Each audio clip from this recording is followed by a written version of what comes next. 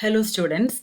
This introductory session of the chapter carbohydrates explains the definition, then derivatives of monosaccharides like amino sugars, sugar acid, sugar phosphate, etc.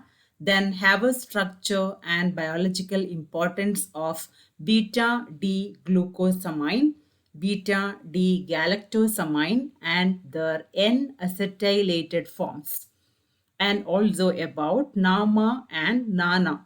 In this session, we will be talking about the amino sugars only, not the remaining derivatives of monosaccharides. The rest of the derivatives will be discussed in the next session. So this topic, carbohydrate, is not a new topic to you because in paper 5 organic chemistry also the carbohydrate topic was there. So you know already the definition, then a bit about the classification, then also about the Fischer structure and Haber's structure, how to represent these carbohydrates like glucose, galactose, fructose, all these things in Fischer as well as Haber's structures. But still, as an introduction, carbohydrates are the most abundant class of biological molecules. Just like protein, lipid, nucleic acids, carbohydrates are also a very important class of biological molecules, which is a major part of living organism. They are widely distributed in plants, animals, and microorganisms. When we say carbohydrate, the very first thing which will come to your mind will be glucose, galactose, fructose, etc. So they include simple sugars as well as polymers like glycogen, starch, cellulose, etc. So, as a function, what are the functions of carbohydrates? They are main sources of energy in cell and they have storage and structural function. The main functions of carbohydrate will be storage function and structural function. Large polysaccharides like cellulose and chitin serve as structural material, and starch in plant and glycogen in animal serves as storage forms of energy. Then oligosaccharides are associated with proteins and lipids which possess structural and regulatory role. So these are the main functions of carbohydrate. So you know the definition for carbohydrate. They are mainly polyhydroxy aldehyde or ketone. Normally we can define carbohydrate as they are polyhydroxy aldehyde or ketone. Example for carbohydrate can be given as glucose, galactose, mannose, fructose, sucrose, etc. Then polysaccharides. For polysaccharide, we can give example as starch, glycogen, etc. Coming to the classification of carbohydrates, as you have studied already in organic chemistry, carbohydrates are made up of many monomers, that is monosaccharides. Simple units are termed as monosaccharides. Depending on the number of these simple units, they can be classified into monosaccharide, then oligosaccharide, and polysaccharides. Monosaccharide, as the term indicates, they are carbohydrate which are the simplest form, or they do not undergo hydrolysis, and they are the building block of carbohydrates. They are called monosaccharide, which cannot be further hydrolyzed. They cannot be further simplified. They are termed as monosaccharide. Examples are glucose, fructose, galactose, etc., which is a simple unit. So oligosaccharide means the carbohydrate which on hydrolysis will give rise to 2 to 10 monosaccharide units are termed as oligosaccharide. Further, they can be classified into disaccharide, trisaccharide, tetra, etc., etc. So if many monosaccharide units are joined together by glycosidic linkage bond, then we call it as polysaccharide. For polysaccharide, we have example like starch, cellulose, etc.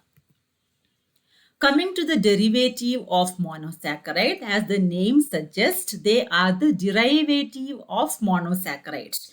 From this monosaccharides, when the OH group, when the hydroxyl group at one particular position is replaced by any other group, we get the derivative of monosaccharide.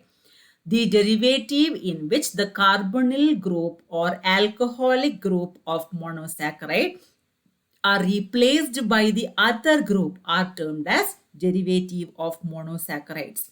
Example for monosaccharide derivatives are amino sugar, sugar acids, sugar phosphate, etc. These are the main derivatives of monosugars. Coming to amino sugar derivative, what do you mean by sugar, amino sugar? So here the hydroxyl group at one particular position in monosaccharide will be replaced by the amino group. Amino group means NH2 group. The derivatives of sugar in which a hydroxyl group, preferably at the second position, carbon 2, is replaced by an amino group is termed as amino sugar. The amino group of amino sugar is further undergoing acetylation to form acetyl amino sugar. So, a simple amino sugar or N-acetyl amino sugar, both are example for amino sugars.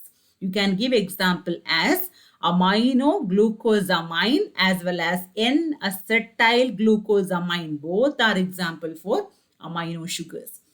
Let us see one example for amino sugar. This is beta D glucosamine. You know already how to write the Haber structure of alpha D glucose as well as beta D glucose. So here, if this OH group is at this part, then this will become alpha D glucose. If OH is written here, then it will be beta D glucose. So this is the, if this NH2 is replaced by OH group, it will become beta D glucose molecule. So from beta D glucose molecule, from the second position OH group, if it is replaced by an amino group, it will become beta D glucosamine. This is how we should write the structure of amino sugar, beta D glucosamine. So the biological importance of beta D glucosamine is it is present in heparin, which act as a blood anticoagulant. Now coming to another example for amino sugar, it is N-acetyl beta D glucosamine. From beta D glucosamine, how can we write the structure of N-acetyl beta D glucosamine? It's very simple. From this NH2 group, one of the hydrogen should be replaced by acetyl group. If from the amino group which is present at the second carbon, second position, when one of the hydrogen is replaced by an acetyl group, it will become N-acetyl beta D glucosamine. So in this way, we can write a simple beta D glucosamine as well as N-acetyl beta D glucosamine. Coming to the biological importance of N-acetyl beta D glucosamine, it's present in bacterial cell wall in the form of chitin and hyaluronic acid. Chitin is a major component of shells of lobsters, crabs, etc.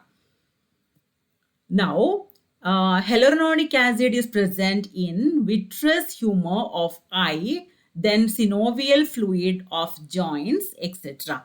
It is readily prepared by the acid hydrolysis of chitin and hence it is often called chitosamine. This N-acetyl beta D glucosamine is also termed as chitosamine as it is prepared by the hydrolysis of chitin.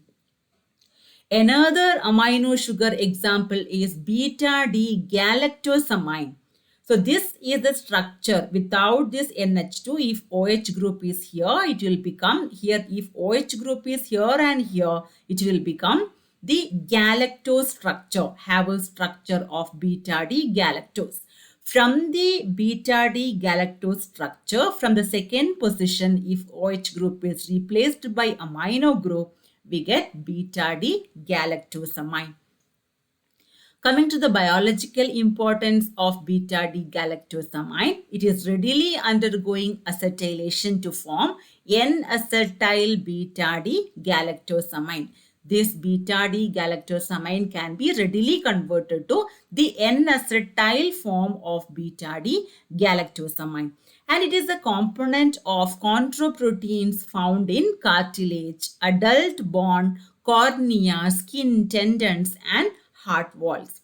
Galactosamine is readily undergoing hydrolysis to form chondrosamine. So these are the biological importance of the amino sugar, that is galactosamine, beta D galactosamine. So coming to the N-acetyl structure of beta D galactosamine, the same way how we had written the N-acetyl beta D glucosamine from the NH2 group, when one of the hydrogen is replaced by acetyl group, it will become the N-acetyl beta D galactosamine. So preferably in all amino sugar and N-acetyl amino sugar, the carbon atom, the hydroxyl group at the second position of the glucose of the sugar is getting replaced by amino group. Coming to the biological importance of this particular galactosamine, that is N-acetyl galactosamine, it is a component of chondroprotein found in cartilage, adult bone, cornea, skin, tendon, and heart valves. It's the almost same function of that of beta D galactosamine. Then the other amino sugar, N-acetyl amino sugar, which is commonly termed as NAMA, and its full name is N-acetyl muramic acid. It's a very important structure. You can see the structure here. At the second position, we have N-acetyl group, and at the third position, we have OCCH-CH3 COOH. Here, the hydroxyl group, the hydrogen of the hydroxyl group is replaced by CH-CH3 COOH group. So in that way, this molecule will become N-acetyl muramic acid, or in simple name, NAMA. It acts as a biopolymer in the bacterial cell wall.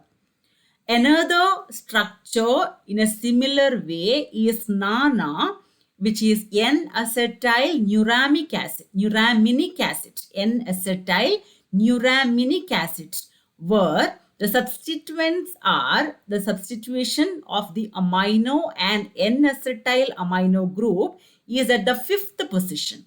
Here on the fifth carbon, the acetyl amino group is present. OH group is replaced by N-acetyl amino group. And at the sixth carbon, there is a CHOH-HOH-CH2OH group. So this completes the structure of N-acetyl nuraminic acid. And coming to the biological importance of this, it is a predominant sialic acid found in mammalian cells. The main important component, sialic acid, found in mammalian cells. Now, regarding this session, we have seen the definition for carbohydrate, its biological function, that we have seen that they are very important in, or they have a primary role in the form of storage as well as structural terms. Then amino derivative, we discussed about the definition for monosaccharide and example for monosaccharide and derivative of monosaccharide. Among the derivatives, different derivatives of monosaccharide, we discussed about amino sugar and N-acetyl amino sugar. Both are classified in amino sugar only. And how to write the Haber structure of different amino sugars and N-acetyl amino sugars and their biological importance. You have seen already how to draw the structure of Haber structure of beta-D glucosamine, beta-D galactosamine and their N-acetylated forms. Normally, the hydroxyl group at the second carbon will be replaced by the amino group, and also the structure of NAMA and NANA. The rest of the derivatives of monosaccharide like sugar acid and sugar phosphate will be discussed in the coming session.